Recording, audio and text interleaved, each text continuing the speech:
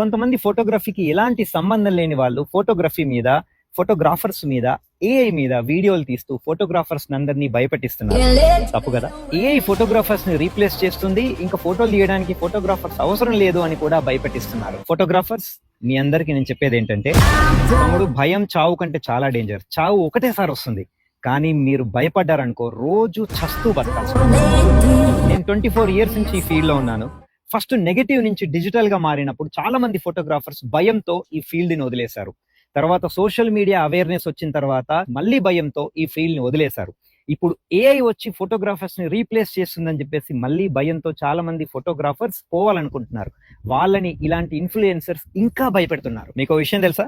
Next 2-3 years లో ఇండియాలో 30 crores people పెళ్లి కావాల్సిన వాళ్ళు ఉన్నారు. 30 కోట్ల మంది.